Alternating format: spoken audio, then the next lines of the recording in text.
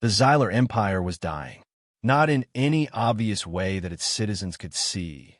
The grand parades still marched through the capital world of Aurelis. The military academies still produced generations of loyal officers, and the imperial treasury still collected tributes from hundreds of subjugated worlds. But deep within the machinery of the vast interstellar government, rot had taken hold. Bureaucratic inefficiency had replaced meritocracy. Innovation had given way to tradition. And worst of all, complacency had replaced vigilance. Admiral Kalen knew this, though he would never admit it aloud. As he stood on the command deck of the inexorable flagship of the 7th Imperial Fleet, he allowed himself a moment of private honesty. The Empire had grown soft. Each conquest had become easier than the last, with primitive worlds surrendering at the mere sight of a Xylar battlecruiser entering their system. It made for excellent propaganda, but terrible military readiness. "Admiral, the scout ships have returned from the Sol system," announced Commander Vex, his second-in-command. "The full report has been uploaded to your terminal." Kalen nodded curtly. "Summarize it for me." The third planet appears to be the only one with significant civilization. They call it Earth. Technological level is primitive. Internal combustion engines, limited space travel within their own system, rudimentary digital networks. Their planet is divided into nearly 200 political entities they call nations, constantly engaging in small-scale conflicts among themselves. "Resources?" Kalen asked, scrolling through the images on his display. Blue oceans, green land masses, sprawling cities lit up at night. "Abundant, sir. Water, minerals, and a diverse biosphere. The natives appear unsuited for labor battalions. Physically weak, but surprisingly adaptable. Their population numbers approximately 8 billion. Kalen zoomed in on images of Earth's military capabilities. Aircraft carriers, nuclear missiles, satellite networks. Primitive, yes, but not entirely incompetent. Still, nothing that could stand against even a fraction of the Xylar war machine. "And their internal conflicts?" he asked. "Constant, sir. Regional powers compete for resources and influence. Environmental degradation is accelerating. Several nations possess nuclear weapons, though they've only used them twice in warfare, and that was nearly a century ago. They appear to be restraining themselves from mutual annihilation." Kalen smiled thinly. "How considerate of them to preserve themselves for us." 2 days later, the War Council convened aboard the Inexorable. Holographic projections of the Emperor's advisors flickered around the circular table, their faces betraying a mixture of boredom and predatory interest.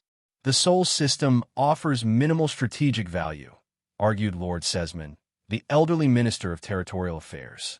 "It's isolated, far from our main shipping lanes. But rich in resources," countered Duchess Renya, representing the Guild of Industrial Magnates. "And the psychological value would be significant. The populace grows restless. A quick, decisive victory would remind them of our greatness." Kalen remained silent, allowing the debate to unfold. It was theater, nothing more. The Emperor had already made his decision before the meeting began. The conquest of Earth would proceed. "Admiral Kalen." The Emperor's voice cut through the chatter. Even through the holographic projection, his golden eyes seemed to pierce directly into Kalen's soul. "Your assessment of the military challenge." Kalen straightened. "Minimal, Your Eminence. I propose a standard 3-phase operation. First, we neutralize their satellite networks and communication systems. Then orbital bombardment of key military installations and government centers. Finally, ground forces to secure submission and begin resource extraction. Timeline: 3 imperial cycles for complete pacification. Perhaps 4 if they prove particularly stubborn." The Emperor's thin lips curved into what might have been a smile. "Very well. The conquest of Earth will proceed under your command, Admiral. Do not disappoint me." The holographs winked out one by one until Kalen was alone in the council chamber. He called for his staff to begin preparations, feeling a familiar mix of pride and unease. Another conquest, another primitive species to add to the Empire's collection. But something about this one felt different. Perhaps it was the sheer diversity of Earth's cultures and environments. Perhaps it was the strange, almost irrational resilience the scout reports had noted in the humans' historical records. Kalen dismissed these thoughts. He had been conquering worlds since before most of his officers were born. Earth would fall like all the others. The invasion began exactly as planned. The Xylar fleet materialized at the edge of the solar system, their quantum drives allowing them to bypass the primitive detection systems of Earth completely. As they approached the blue planet, Kalen gave the order to begin Phase 1. Electromagnetic pulses disabled most of Earth's satellite network within minutes. Communications worldwide descended into chaos. Power grids failed across entire continents. In the command center, officers reported success after success as Earth's technological infrastructure collapsed. Resistance, Commander Vex? Kalen asked, almost bored. Some primitive countermeasures, sir. A few military satellites attempting to target our ships. Shall we eliminate them? Of course. Proceed to Phase 2.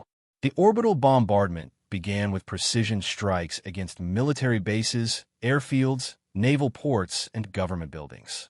Kalen was careful to limit civilian casualties at this stage. Dead populations couldn't work in the resource extraction facilities that would soon be established. The humans needed to understand the futility of resistance, not be driven to extinction. Reports from the surface indicated exactly what Kalen had expected: panic, disorganization, and the beginning signs of surrender from several smaller nations. But others were responding with unexpected coordination. Military units were dispersing rather than being caught in their bases.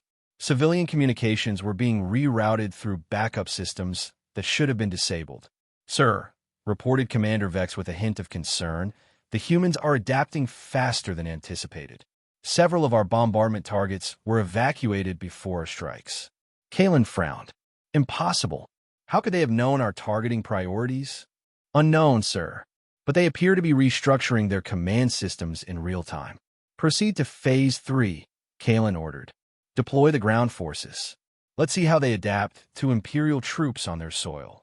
The first wave of dropships descended toward major strategic locations across Earth: Washington, Moscow, Beijing, London, New Delhi. Each carried a battalion of Xylar shock troops, the elite of the Empire's ground forces. Tall, gray-skinned warriors in powered armor, wielding energy weapons that could reduce a human tank to molten slag. They had conquered 100 worlds. Earth would be no different, but within 24 hours, disturbing reports began filtering back to the inexorable. An entire company wiped out in the ruins of Pentagon City. A dropship shot down over the Siberian wilderness, its wreckage surrounded by booby traps that killed the rescue team. A forward operating base in the Chinese highlands overrun by a force using a bewildering mix of modern and improvised weapons. This is unacceptable. Kalen raged at his staff. How are these primitives inflicting such losses? The intelligence officer, a thin Xylar female named Celeste, spoke hesitantly. It appears, Admiral, that the humans are exceptionally adaptive. They're not fighting according to any doctrine we recognize. Each region is developing its own countermeasures, sharing information through channels we haven't identified. They're using their knowledge of local terrain to maximum advantage. They're animals with projectile weapons, Kalen snapped. Increase deployment. Double the number of troops. I want major population centers under our control within one cycle. But one cycle passed, then another. Imperial forces controlled portions of major cities, but the countryside remained elusive. Human resistance fighters would strike at supply lines, then melt away before retaliation could arrive. They salvaged Xylar technology from battlefields with alarming speed, sometimes turning it against its creators within days. Most disturbing were the coordinated attacks, assaults that should have been impossible without central command and advanced communications. Somehow, the humans were organizing effective resistance despite having most of their infrastructure destroyed. Commander Vex approached Kalen's private quarters, face grim. Admiral, we've lost contact with Battalion 8 in what they call Colorado. Last transmission reported they were under attack from all sides. Kalen looked up from the holographic map of Earth, where red indicators of Imperial control were far fewer than he had expected at this stage. An entire battalion? Impossible. The humans appear to be using the mountainous terrain to negate our technological advantages. They've developed some kind of projectile weapon that can penetrate our standard armor at close range. Send in the heavy units, Kalen ordered. Scorched Earth Protocol. If we can't control these mountains, we'll make them uninhabitable. Vex hesitated. Sir, that would violate the Emperor's directive to preserve resource extraction potential. Kalen's fist slammed down on his desk. I will not be humiliated by primitives. Execute the order. The escalation proved catastrophic. The humans, seeing the Imperial forces resorting to wholesale destruction, abandoned any pretense of conventional warfare. Every Xylar soldier became a target. Civilian scientists repurposed industrial facilities to create weapons specifically designed to exploit weaknesses in Imperial armor and vehicles. Hackers, a concept the Xylar had initially dismissed, began finding ways to infiltrate the supposedly impenetrable Imperial communication systems. 3 months into what should have been a completed conquest, Admiral Kalen faced a reality he could barely comprehend. The invasion had stalled. Worse, Imperial forces were taking losses they couldn't sustain long-term. The War Council was demanding explanations. The Emperor's patience was wearing thin. Then came the incident that would change everything. Colonel Tarsik, commander of an elite special operations unit, was leading a mission to capture human scientific facilities in a region called Silicon Valley. The intelligence suggested these facilities were developing countermeasures against Imperial tech.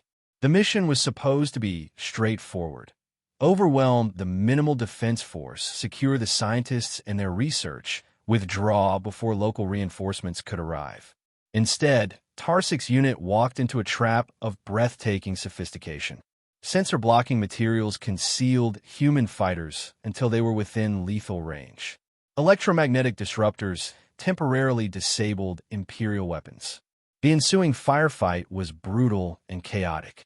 Of the 60 Xylar Special Forces soldiers, only Tarsik and 3 others survived, and they were captured. Tarsik expected torture or immediate execution. Instead, he was brought to an underground facility where humans of various ethnicities worked together with surprising harmony. Some wore military uniforms from different nations, others civilian clothes. They treated his wounds, kept him separate from his surviving soldiers, and began a series of conversations that left the hardened colonel increasingly unsettled. His primary interrogator was an older human with gray hair and penetrating eyes, who introduced himself as Professor Anderson. Behind him often stood a younger woman in a lab coat and a powerfully built man in what Tarsik recognized as American military attire. You're making a grave mistake, Tarsik told them during their 3rd session. The Empire will never stop. You've merely delayed the inevitable. The professor smiled slightly. Perhaps, but I find it interesting that your invasion is already weeks behind schedule by our estimates. Your Admiral Kalen must be feeling considerable pressure. Tarsik kept his face impassive, but inwardly he was alarmed. How did they know Kalen's name? How had they calculated the invasion timeline? We've been studying you for some time, Colonel, Anderson continued, as if reading his thoughts. Not you personally, but your empire. We've had encounters with other extraterrestrial entities before. We've learned from them. Impossible, Tarsik scoffed. Your world shows no signs of previous interstellar contact. The woman in the lab coat spoke for the first time. That's by design, Colonel. Over the next several days, Tarsik was shown evidence that shook his worldview. Recovered alien technology from previous, smaller-scale encounters, dating back decades. Scientific advances derived from these technologies, but deliberately kept from widespread implementation. A global network of facilities and personnel that operated completely outside the normal power structures that the Xylar had targeted. Why show me this? Tarsik finally asked. Why not simply eliminate me? Professor Anderson leaned forward. Because I want you to deliver a message to your admiral. A week later, Tarsik was escorted to the surface, given a functioning communication device, and released near an Imperial outpost in the Nevada desert. His return caused a sensation throughout the fleet. He was immediately brought before Admiral Kalen, who had aged visibly since the invasion began. "Report, Colonel," Kalen demanded. "How did you escape? What did you learn of their capabilities?" Tarsix stood at attention, his expression troubled. "I did not escape, sir. They released me. With a message." Kalen's eyes narrowed. "What message?" The human who appeared to be their leader said, "Tell your admiral this isn't war. This is just how we defend ourselves when backed into a corner. Our real army hasn't even entered the fight yet." A ripple of nervous laughter spread through the command staff. Kalen's mouth twisted into a sneer. Psychological warfare, he dismissed. A desperate bluff from a species on the brink of subjugation. "Sir," Tarsix said carefully, "I don't believe it was a bluff. They showed me things, technologies we didn't detect in our initial surveys. Weapons designed specifically to counter our systems. They knew details about our invasion plan that were classified at the highest levels." "Enough!" Kalen shouted. "You've been compromised, Colonel. Report to medical for full psychological evaluation." But Tarsix's words planted a seed of doubt. As Kalen dismissed his staff, Commander Vex lingered behind. "Sir," he said quietly, "we've been detecting anomalous energy signatures in Earth's polar regions and deep ocean trenches. Our analysts can't identify the source." Kalen stared at the holographic globe of Earth, now marked with countless red indicators of resistance. "Increase surveillance on those areas, and accelerate the deployment of our remaining forces. I want this planet secured before the next Imperial cycle." But the Empire's troubles were just beginning. 2 days after Tarsix's return, an Imperial supply cruiser disappeared without a trace while in high orbit over Earth. Sensor logs showed no attack, no malfunction. It simply vanished. Then another. Then a destroyer on patrol in the outer solar system. Imperial forces on the ground reported being observed by unidentified aircraft that moved with impossible speed and maneuverability. Communications were increasingly compromised by sophisticated jamming that adapted faster than Imperial countermeasures. Then came the attack on Lunar Outpost Sigma. The Empire had established the outpost on Earth's moon as a forward command center and supply depot. It was heavily defended, with automated defense systems and a garrison of elite troops. The attack came without warning. Witnesses described sleek, black vessels that absorbed rather than reflected sensor pulses. They neutralized the outpost's defenses with surgical precision, then landed troops equipped with armor and weapons that matched or exceeded Imperial technology. The battle lasted less than an hour. The outpost fell with minimal damage to its infrastructure. Most disturbing of all, the attackers left survivors, deliberately, it seemed, who reported back to the fleet. The mysterious human forces made no attempt to hide their existence anymore. They began systematically targeting Imperial command nodes, logistics centers, and specialized units carrying out atrocities against civilian populations. They never engaged in pitched battles, never held territory, never gave the Imperial forces a clear target to retaliate against. And they began leaving messages, guardians of silence, emblazoned on the wreckage of destroyed Imperial vessels. "We were always here," left on the armor of incapacitated soldiers. Fear began to spread through the Imperial forces. Rumors multiplied faster than Kalen could suppress them. These weren't ordinary humans. They were genetically enhanced super soldiers. They were humans from the future. They were the descendants of another alien race who had settled on Earth millennia ago. Admiral Kalen, desperate to regain control of the situation, ordered a massive redeployment to hunt down these guardians of silence. He diverted ships from orbital bombardment duties, pulled troops from occupation zones, and focused the Empire's formidable intelligence apparatus on finding the enemy's hidden bases. It was exactly what the humans had been waiting for. With Imperial forces concentrated on hunting the Guardians, the conventional human resistance launched coordinated uprisings across every occupied territory. Improvised explosive devices targeted Imperial patrols. Saboteurs disrupted supply lines. Civilian hackers, working with recovered alien technology, launched increasingly effective cyber attacks against Imperial systems. Kalen, obsessed with finding the source of the advanced human forces, barely noticed the deteriorating situation on the ground until Commander Vex forced him to confront the statistics. "Sir, our effective control has been reduced to 17% of the original occupation zones," Vex reported, his voice strained. "Casualties have increased by 300% in the last 2 weeks. We've lost 28 dropships to apparently primitive weapons that shouldn't be able to touch them." Kalen stared at the data, his mind refusing to accept what his eyes were seeing. "This is impossible. They're savages. They were fighting each other when we arrived." "Sir," Vex said carefully, "I believe we severely underestimated them. Their ability to adapt, to unify in the face of an external threat, it's unprecedented in our records." Before Kalen could respond, the ship's alarms blared. "Admiral, to the bridge," a panicked voice announced over the intercom. "We're under attack." The inexorable flagship of the 7th Imperial Fleet had been breached. Somehow, a team of human operators had managed to dock a shuttle in one of the auxiliary bays, using codes that should have been unbreakable. By the time Imperial security responded, the intruders had already penetrated deep into the ship's interior. They weren't there to destroy the vessel, as Kalen initially feared. Their target was the central data core, and Kalen himself. The battle through the corridors of the inexorable was fierce but brief.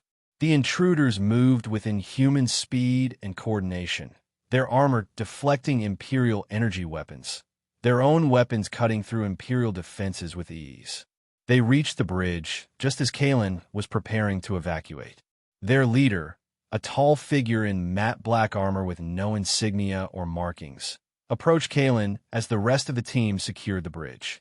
Imperial officers lay stunned or dead around them. "Admiral Kalen," the figure said, voice distorted through its helmet. "I am Commander Eris of the Guardians of Silence. What do you want?" Kalen demanded, struggling to maintain his dignity despite his terror. "To deliver a message," Eris replied. "One you will understand more clearly than Colonel Tarsic did."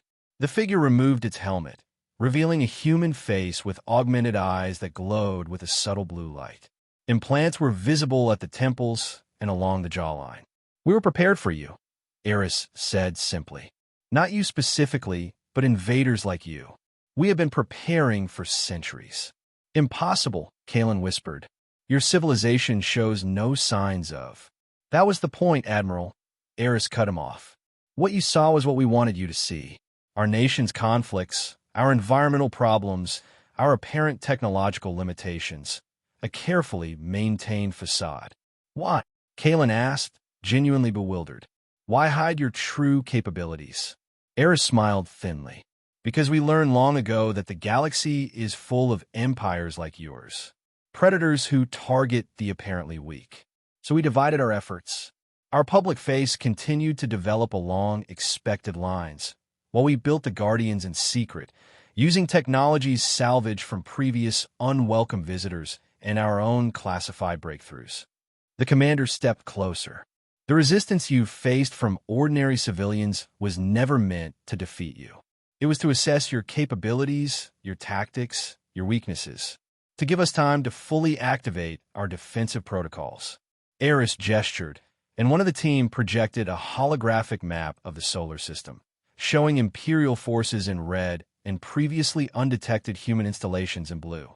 The blue markers were everywhere, hidden in asteroid belts, beneath the clouds of gas giants, in the depths of Earth's oceans. "This invasion is over, Admiral," Eris said. "You will take what remains of your fleet and leave this system. You will not return. This is not a negotiation."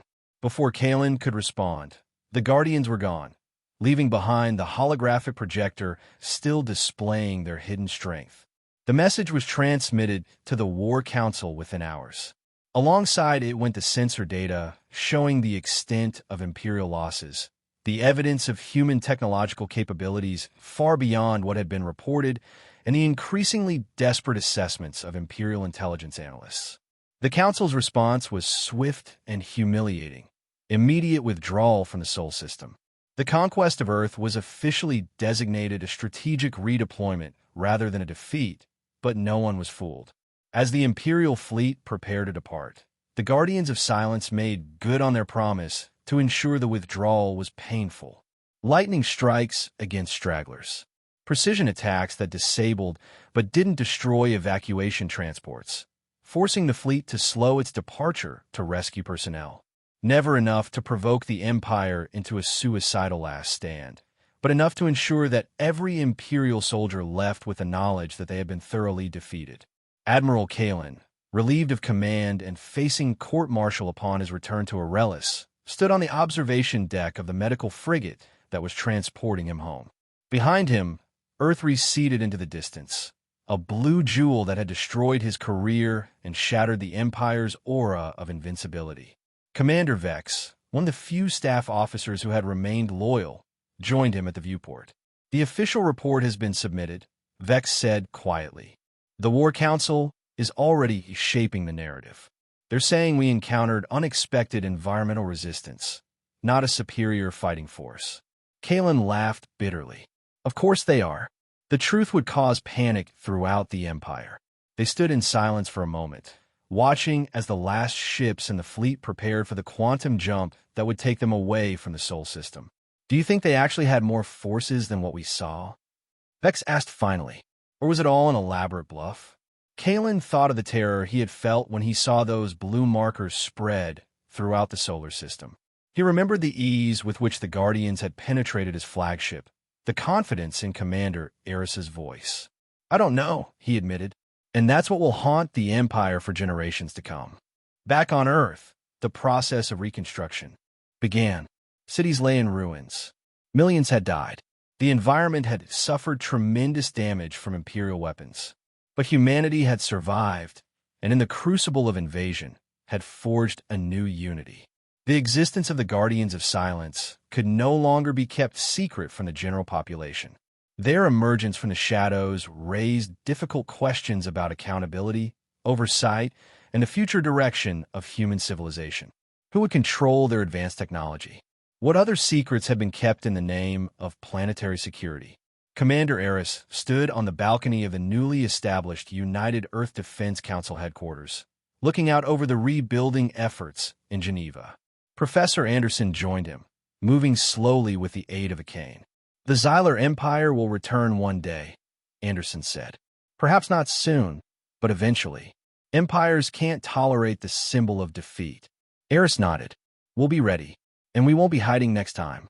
"That's what concerns me," Anderson replied. "Now that the world knows what we've been building, there's no going back. The technologies we've kept contained for so long, the public will demand access. Nations will want their share." "Perhaps that's as it should be," Eris said. "We've played Guardian long enough. Now we need to guide humanity forward, not just protect it from the shadows." Anderson sighed. "I hope you're right. The powers we're about to unleash could advance our civilization by centuries, or destroy what's left of it." Across the galaxy, in the Imperial Palace on Aurelis, the Emperor received the final reports from the Earth invasion. His golden eyes narrowed as he read the classified assessments.